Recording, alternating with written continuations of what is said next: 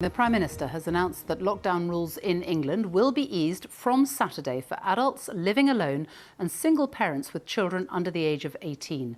They will be able to form what's being called a support bubble with another household.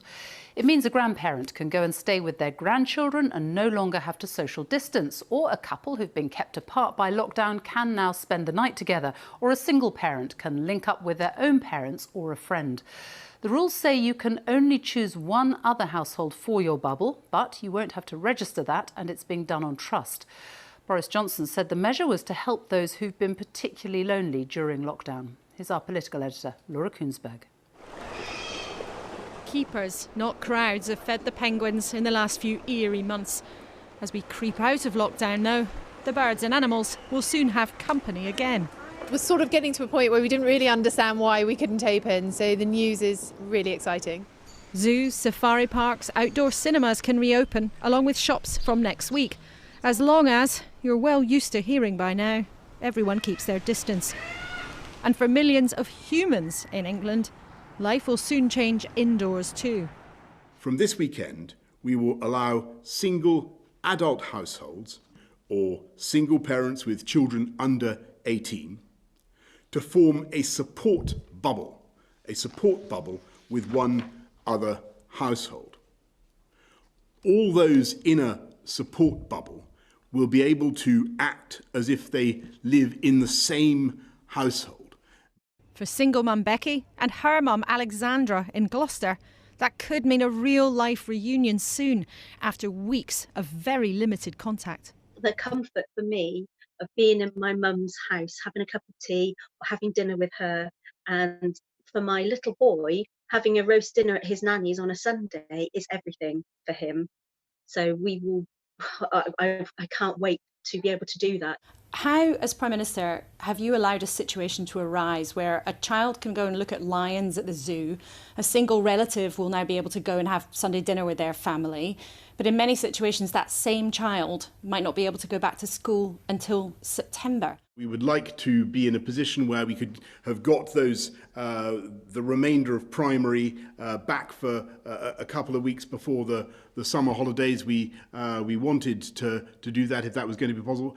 Clearly, we've got it right down, but it's not quite down far enough to change the social distancing measures that we have in our schools. Labour claims Boris Johnson just is not taking proper control. Drive-in cinemas, safari parks and zoos can open, and yet we can't get more children back into school. That is really a disgrace, and the government have been asleep on the wheel. So government need to do much more to ensure that our young people can get back into school, and that will also help their parents get back to work. But life's still limited, livelihoods too. By Easter time, Funland's fun fair should look like this. Instead, it's all packed up in an empty field in Devon. This is the Dodgems that should be out, taking money and entertaining people. The owners have no income and no idea when the waltzers will be able to spin and the Dodgems be driven. No one is letting us know, the government is not letting us know what the situation is. And to be quite truthful at the minute, we're desperate. The gradual journey out of lockdown is now underway. Caution may be wise, but for so many families and firms, the moves are painfully slow. Laura Kunsberg, BBC News, Westminster. The Labour Leader Keir Starmer has renewed calls for a national task force to get schools in England up and running again. Speaking in the Commons, he said the government's plans were in tatters. The Prime Minister said there was a very big plan to get all pupils back to school by September, and that the government would give more details next week about a summer catch-up programme. From Southampton, our education editor Branwen Jeffries reports. Streets quiet in the rain. Teenagers stuck learning at home, not school. Next week, Chelsea will go back for some lessons. It is still a little bit weird because I know it's not going to be like it used to be. Already on her mind, next year's GCSEs. It makes me feel a little bit worried because I knew that if I was at school, I'd be getting the most out of my education to be able to technically pass my GCSEs and get good grades because I have my teachers there to support me. At least we still have the help at home and I'm still trying my best to do the work. So I know that I'm not going to miss out on as much as I would do if I didn't do the work. Morning. Hi. Just take temperature, of course. Chelsea's school already checking visitors. Year 10, first back, 2 metres apart wherever possible. That's the current government advice. When we measured our classrooms, we could get a maximum of 12 students per classroom if we maintain a 2 metre social distance. If that's been reduced to 1 metre, we can only take an additional 3. So at any time, the school can only operate at a maximum of 50% capacity if it was removed to 1 metre. Today, the PM challenged over plans for England's schools. It must have occurred to the government that space would be a problem, that there would be a need for temporary accommodation and classrooms. They built the Nightingale hospitals. Why are they only starting on schools now? Mr. Speaker, he still can't work out whether he's saying schools are not safe enough or whether we should be going back more quickly. I mean, he can't have it both ways, Mr. Speaker. To get all of England's children back into existing school buildings by September would take either some pretty big changes to the government's advice or very part-time schooling, so no easy choices. In Wales today, more advice for schools on their June reopening, with teachers' unions warning it's too soon.